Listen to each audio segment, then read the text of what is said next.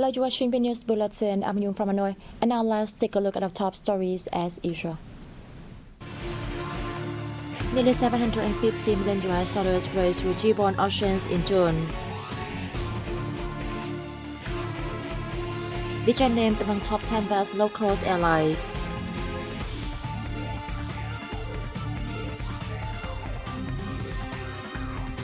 And later on, EVFTA helps boost Vietnam's cashew nut export to France.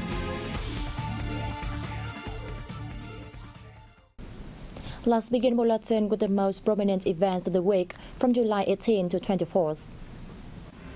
A ceremony was held in Hanoi on July the 18th to celebrate the 16th founding anniversary of Vietnam-Laos diplomatic relations and the 45th anniversary of the signing of the bilateral treaty of amity and cooperation. Party Dialogue featuring Phu Trọng said the Vietnam-Laos relationship founded by President Ho Chi Minh, President Khe Son Phongvihanh, and President Sun Phan Vong, and nurtured by generations of soldiers and people of both countries, has become a priceless asset and a unique relationship in the world history. The Vietnamese party leader affirmed that the solidarity, cooperation, and mutual support between Vietnam and Laos is an objective role and a factor of virtual significance to each party and nation, a shared asset, and a foundation for their development during the future historical periods. At a similar event held in Vientiane the same day, Party Dialogue Secretary and State President of Laos, Thongloun Sisoulith affirmed that in any circumstances, the Lao Party, state, and people will always work to preserve and promote the great friendship and special solidarity between the two countries across all spheres for the sake of their peoples. The leader also used the occasion to thank the Vietnamese party, state, and people for their great, timely, and effective support to Laos in the years gone by. Chairman of the National Assembly Vương Đình Huệ affirmed Vietnam's wish to enhance traditional ties with Mexico during virtual talks with President of the Mexican Senate, Olga Sanchez Correro, on July the 18th. At the talks, the two parliamentary leaders applauded the encouraging outcomes in their countries' relations in the recent past. In spite of the pandemic's impact of global trade, bilateral trade turnover still rose over 37% year-on-year to $5.06 billion in 2021 and stood at $2.33 billion in the first 5 months of this year. They agreed to coordinate closely to further step up relations between the Vietnamese and Mexican states, parliaments, and people, helping the bilateral friendship and cooperation will keep thriving. Foreign Minister Vu Thanh Sơn paid an official visit to Indonesia, where he was received by President Joko Widodo and co-chaired the fourth meeting of the Joint Committee on Bilateral Cooperation in Jakarta. In a meeting with President Joko Widodo at the Presidential Palace of Indonesia on July the 20th, Minister Sơn affirmed Vietnam's policy of attaching importance to further developing the strategic partnership with Indonesia. Meanwhile, President Joko Widodo suggested the two sides consider building an action plan to develop the strategic partnership for the 2024-2028 period. The same day, Sơn and his Indonesian counterpart Retno Marsudi co-chaired the fourth meeting of the Joint Committee on Bilateral Cooperation in Jakarta. The ministers agreed to increase meetings at all levels, maintain and utilize existing cooperation mechanisms, and encouraging the resumption of art and people-to-people exchanges, especially in 2023, when the two nations mark the 10th anniversary of the strategic partnership.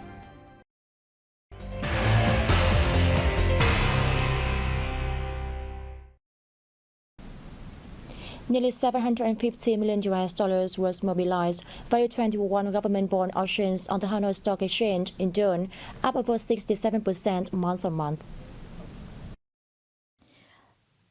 Of the above total, the state treasuries raised some $652 million, while the rest by the Bank for Social Policies. Successful bidders for G-bonds of 10 and 15 years will enjoy interest rate increased by 0.14% per annum. On the secondary market, bonds worth nearly $735 million were sold in June, a rise of 0.72% compared to the previous month. The average trading value reached some $330 million per session. The total volume traded via repos made up nearly 40% of the total. Foreign investors accounted for 0.54% of the total value in June, with net sales nearing $43 million. In the first 6 months of this year, more than $3.16 billion had been raised through G-bond auctions.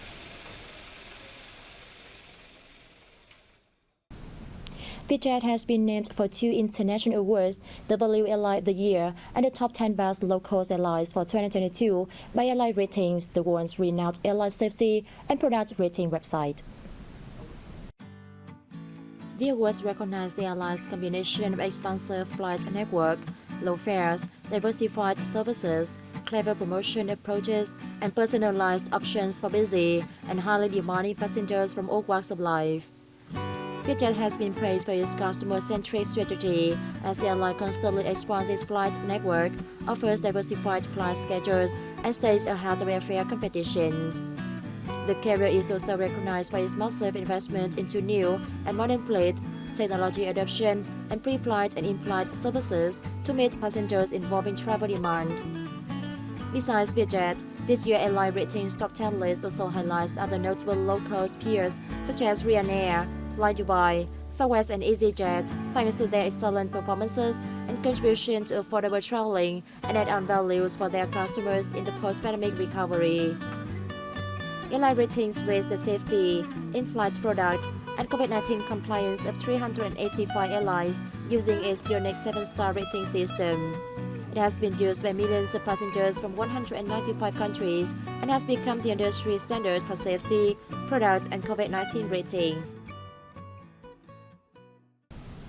Vietnam should fully tap benefits from tariff reduction and exemption brought by the EU-Vietnam Free Trade Agreement to promote cashew nut export to France, said insiders. The tax rate for Vietnamese cashew products entering the EU was cut down to 0% after the EVFTA took effect on August 1, 2020, creating a significant competitive advantage for this commodity. This reduction is very important because before having the EVFTA, the tariff for Vietnamese cashew nuts ranged from 7% to 12%. According to the Vietnam Trade Office in France, the agreement is a good tool, helping Vietnam expand its cashew exports to the EU in general and France in particular. During 2019-2020, Vietnam's cashew market share in France decreased from 61% to 46%. At supermarkets and hypermarkets, there were almost no Vietnamese branded cashew products because the domestic enterprises mainly focus on wholesale, not retail. Vietnam aims to earn $3.8 billion from exporting cashew nuts this year, an increase of $200 million year on year. The EU is now Vietnam's second largest cashew export market, accounting for 23% of the volume and 22% of the value.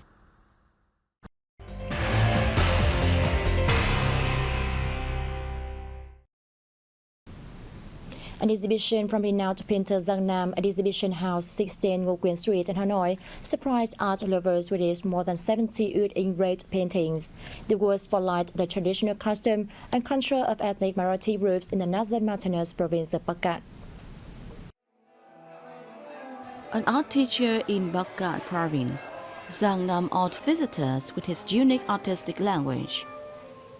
Wood-carved paintings entitled Giang Kim Hỷ, Nhảy lửa, Why Dance, Ký ức, Memories, and Tình yêu đó, Is Love, brought gorgeous landscapes closer to Hanoians. Through Giang Nam's paintings, I feel as though I live in the mountainous era, and I now have a better insight into the culture and practices of the Dao Đỏ anti-ethnic minority people. The art of wood-carved paintings has been in line with the development journey of Vietnamese fine arts.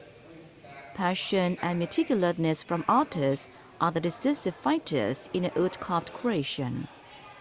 Though Giang Nam has held a paintbrush for a long time, he only found underlying love for the art after taking up wood carving.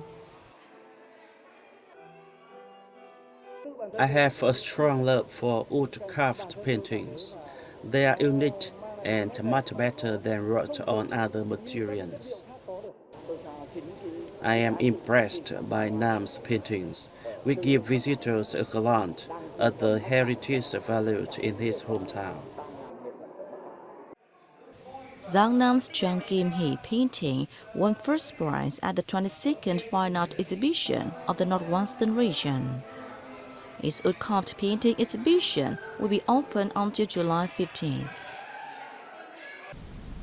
Ethnic minority groups in the Central Highlands province of Đắk Nông are working tirelessly to preserve and promote their traditional brocade weaving as a way to keeping their cultural values alive.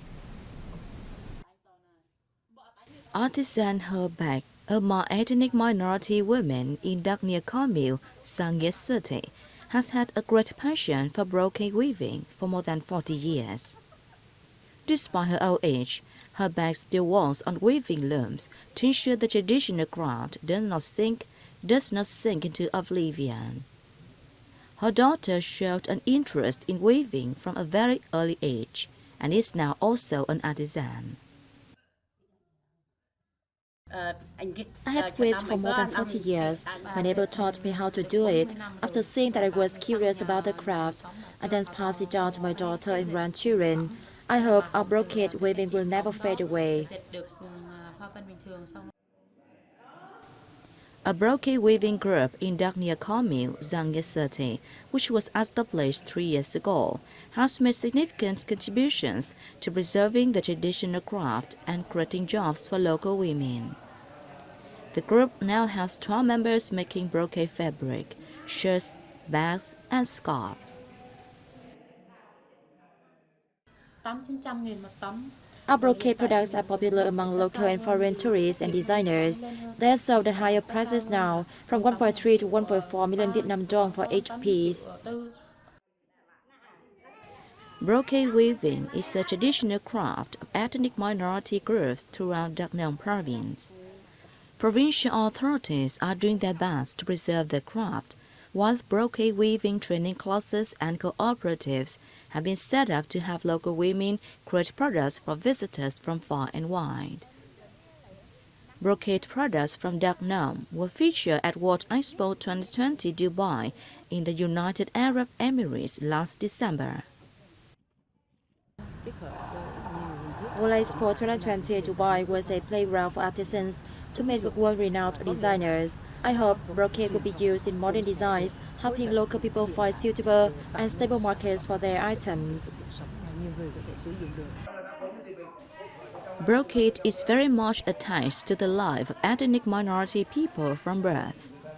As brocade is part of the essence of ethnic minority culture, its preservation is significant in promoting the cultural values of the groups while also developing the local social economy.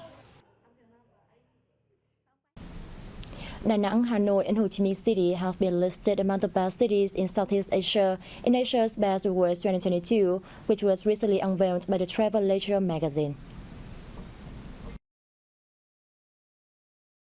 Asia's Best Awards 2022 suggested destinations, resorts, and restaurants, among others, to try in the region. The list was compiled based on votes from readers around the world from January to April this year. Among the 3 Vietnamese cities in the list, Da Nang comes third, Hanoi fifth, and Ho Chi Minh City eighth. Bangkok of Thailand holds the number 1 position. Meanwhile, Phu Quoc and Con Dao of Vietnam are among the best islands in Southeast Asia, respectively standing at the 4th and 10th places. Phuket of Thailand tops this list. The awards also cover outstanding tourism brands in each country. For Vietnam, their list of the